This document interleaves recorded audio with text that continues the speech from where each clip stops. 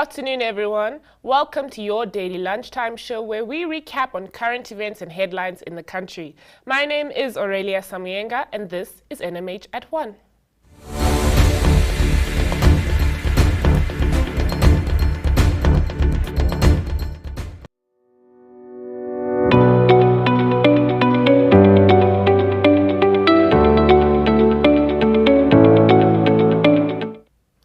Let's have a look at your COVID-19 monitor for the day. The good news for Namibia as far as COVID-19 continues, but please remember to remain vigilant. After a backlog in old cases in the capital city of Windhoek have been cleared, the number of active cases in the country have decreased to a new low of 177. This, like other data, excluding fatalities compared to pre-first week wave levels. The overall recovery rate for Namibia now stands at 97.1% and the fatality rate at 2.76% of identified cases. The death rate is thus less than 3 in every 100 cases. By Saturday, the Khomas region had 46 cases remaining on its active list, with 33 new cases and 2 deaths confirmed over the past 14 days. The difference of 15 cases can either be old cases who could not be contacted, cases of long-term illnesses, or a combination of these factors. The Ohangwena region still had 43 active cases, of which 23 were confirmed during the last 2 weeks. Here is thus also a small backlog of 21 cases. Oshikoto had a remainder of 25 active cases. Only 4 new cases were reported in this region since the 23rd of October, and Omsati 18 from 29 new cases. Erongo had 12 active cases and Oshana 10. Active cases in all other regions are single digits at the moment, with only singular active cases in Kunene, Kavango East, Zambezi, and Omaheke. Kavango West has no active cases. Your map shows fatality rates higher than the national average in black. The Karas region has the lowest mortality rate at 1.93% of positive cases, followed by Khomas with 2.07% and Erongo with 2.23%. Please protect yourself and others and get vaccinated if there is stock at your closest health facility. Join us again tomorrow at the same time for an overview of the daily average of new cases of COVID-19 currently reported in Namibia.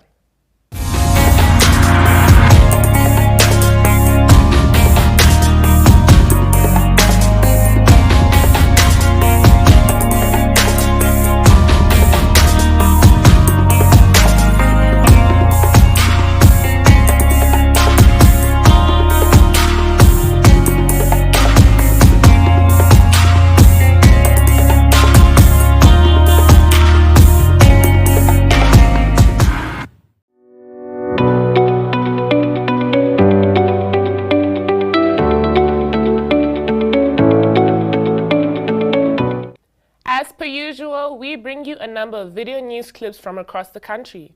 Starting off, the outgoing Popular Democratic Movement Youth League Secretary Benson Kashiroyova, my apologies if I pronounced that wrong, says young people did not make submissions at its recently concluded policy conference, despite the Youth League not having submitted any official policy positions.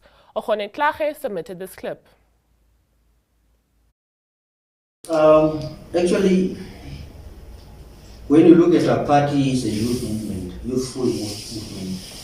So, and the decision was taken by the Central Committee of the party where we went, and things happened as such. And now, somebody cannot talk on behalf. While the thing is that, what is it at the court? I cannot discuss that matter. Let's just wait for that to come out and then we'll see from there. But if you look at the things, actually, the party think about the young people today. So that's why it was part and parcel of the decision taken at the Central Committee list when we elected the list of parliament. So let it be for now, because actually it's not yet done. But I will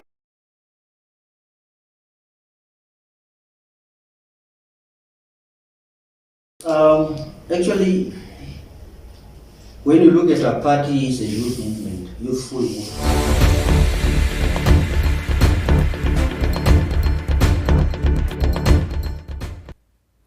An Educators Conference was held in Windhoek by the Ministry of Education, the Namibian National Teachers Union, NANTU, and other stakeholders in education to discuss the establishment of a professional council for educators. Here, Prime Minister Sarakuongela Madila explains the need for professional guidelines in a 21st century approach to education. Esther Kamati was there. The call for the establishment of professional guidelines at national, regional, and continental levels is done in order to support the cross-border mobility of teachers, as well as to support the recognition of qualification in lifelong learning across Africa. It is thus required that Namibia creates an enabling environment for the enforcement of admission requirements to educator training institutions, educator registration, promote their professional development, and regulate their education and training programs. In line with our development priorities, government is developing a national human resources development strategy and implementation plan expected to be finalized by 2022. Its implementation will promote the professional development of educators as well as their education and training programs to improve the quality of education.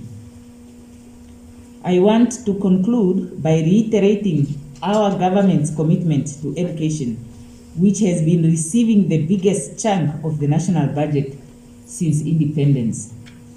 I would also like, in concluding,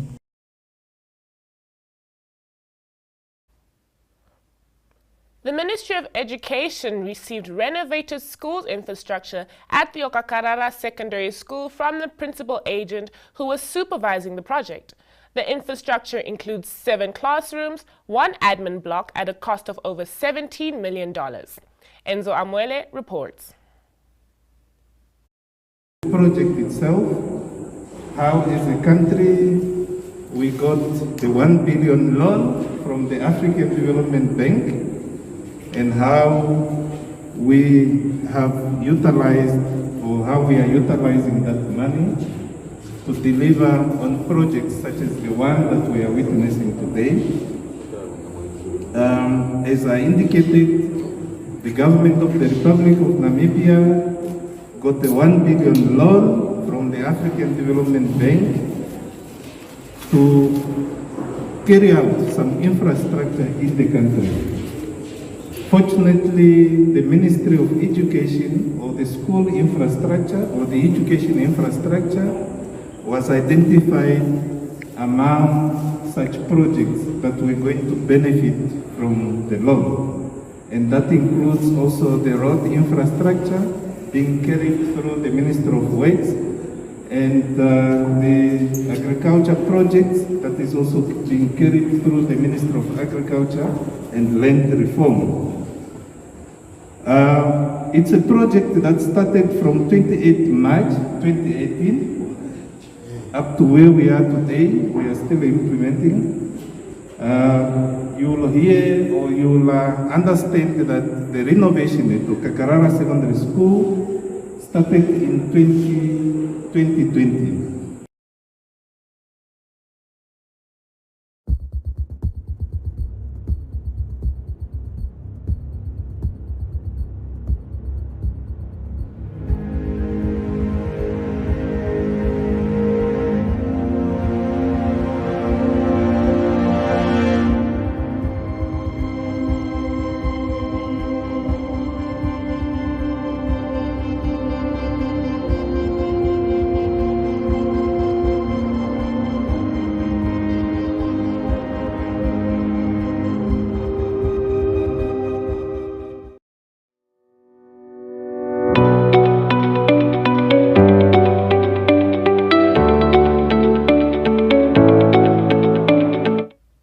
Let's have a look at the stories that made the headlines in our national papers. We start off with Namibian Sun, which reports that the state yesterday produced memorandums of understanding showing how much money Mike Nghipunya is entitled to from entities that allegedly benefited from Fishrot, although he is not officially registered as an owner. Republican reports that Conrad Strador made his first appearance in the Walvis Bay Magistrate Court facing a charge of murder. Moving on, Allgemeine Zeitung reports that farms in Namibia are affected by heavy poaching, especially those adjacent to farms owned by non-Namibians who live abroad most of the time.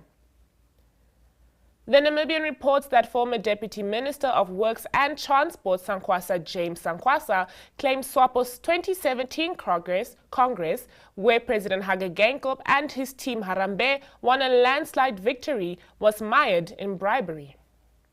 New Era reports that bail-seeking former Fishrot CEO Mike Nghipunya claimed documents related to his business affairs, which were retrieved from his work computer, could have been forged or tampered with. Hello Namibia, Big Ben here. If you have been vaccinated against COVID-19, then sharp, you're doing the most. But if not, please join me in Opua on the 26th of October and at Chuarongo on the 10th of November at a dedicated vaccination center, and we're going to talk about it and find a way to kick COVID out of Namibia. My country, my pride. See you there.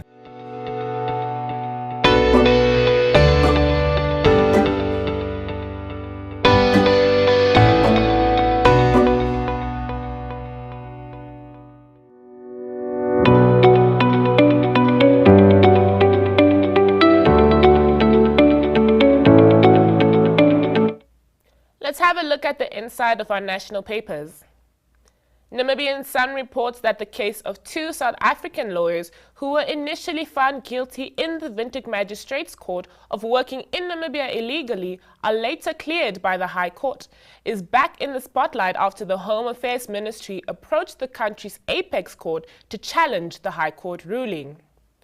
Republican reports that the Health Ministry says it is following all new developments regarding COVID-19 with great interest. Allgemeine Zeitung reports that the Trusted Travel System was officially launched in Namibia yesterday. The digital online platform, which helps check corona test results and makes it easier for travelers to enter and leave Namibia, is set to become mandatory from December 1st, 2021. The Namibian reports that analysts say SWAPO may lose its support base unless the party gets rid of its current image of being corrupt and unable to deliver. The New Era reports that the $1.1 million Namibian lawsuit hearing of an American national currently on trial for murder has been put on hold for him to get a new lawyer. The hearing, which was scheduled to start yesterday before Judge Johanna Prinsloo, could not proceed after Marcus Thomas, lawyer Lillian Baeva, withdrew yesterday from the case, citing she is leaving the legal service and her law firm, Lillian Baeva Incorporated, is shutting down.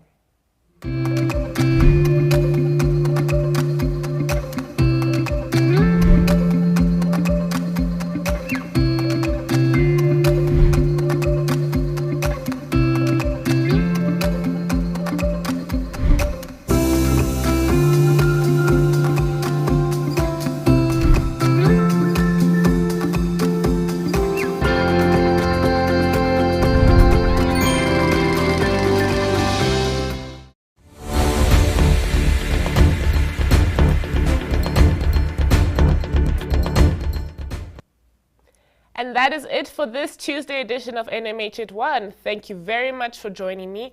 Please have a lovely day and catch me again tomorrow at the same time, always at the same place. For now, here's your weather update.